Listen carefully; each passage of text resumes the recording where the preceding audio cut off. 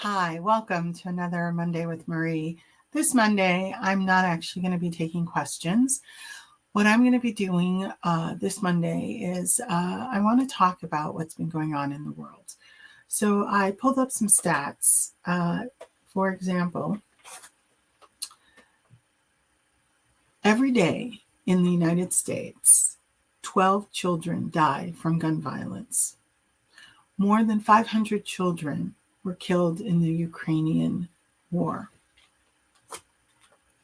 More than 1,700 children died in the Middle East on both sides, the Palestinian side as well as the Israeli side.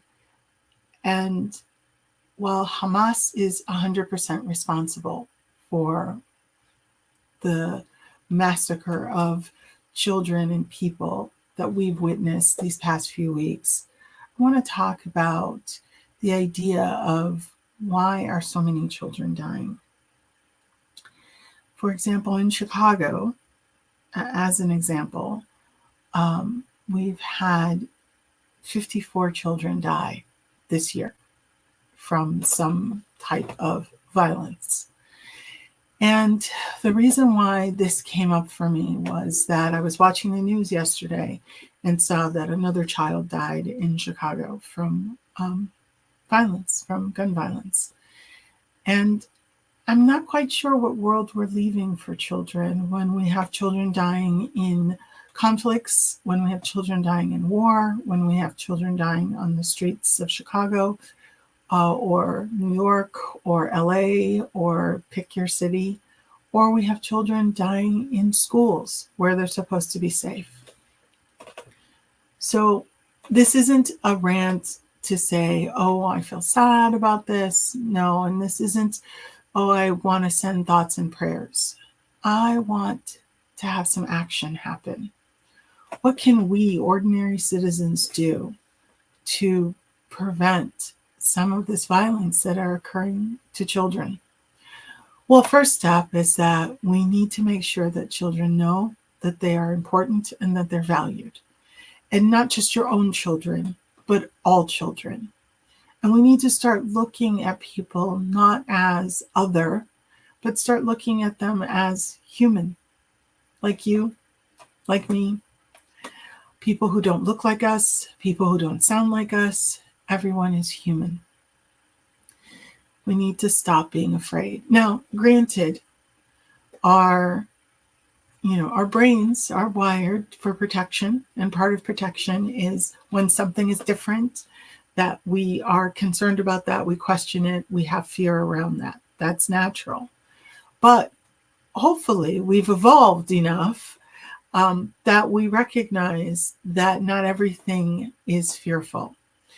And it is to the point of we need to stop looking at each other as other and start looking at each other as part of a bigger global family, the human family. The amazing advancements that we've made over the years were done not because of one group over another, but because we came together and worked together. So what I would ask is that this week, especially this week, when we've experienced so much violence and so much hatred, so many people dying because of hatred.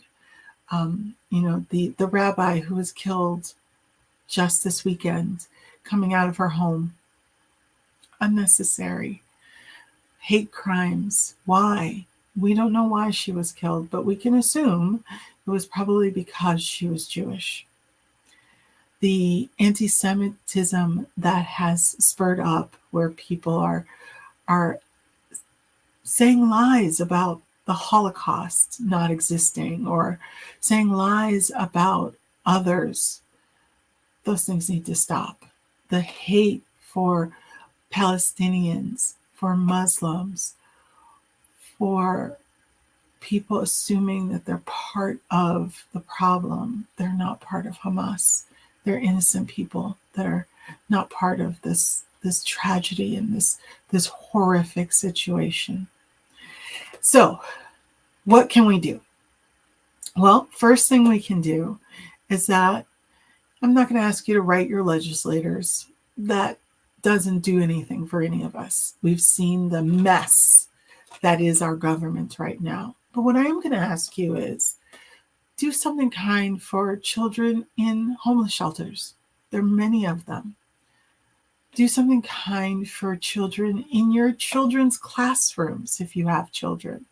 There are children right now that are going to school hungry in the United States. So bring food for everyone today for school or this week. So each day this week, I'm going to post not a random act of kindness, but a specific act of kindness that is specifically targeted towards children. And I would love for you to participate with this. I would love for you to also join in doing these acts of kindness. Why? Because we have to start somewhere. And starting somewhere means we have to start having some difficult conversations with our children, whether they're our biological children or our adoptive children or the children that are in our lives.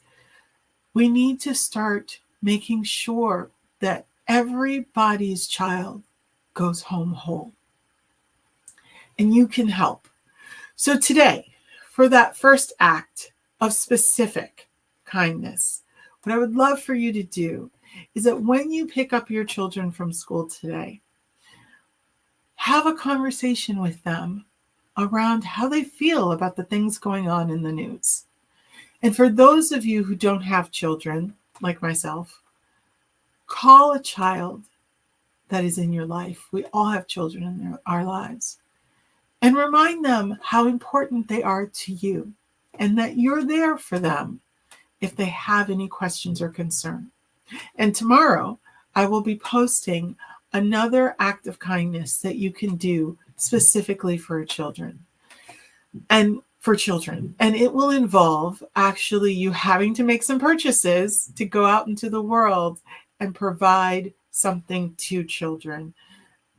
I want this week to be less about the horrible things we've heard about children in war, children in conflict, or children just in the streets, or just going to school and getting maimed and injured and killed.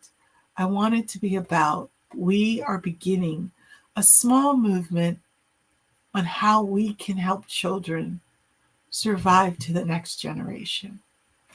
Thank you.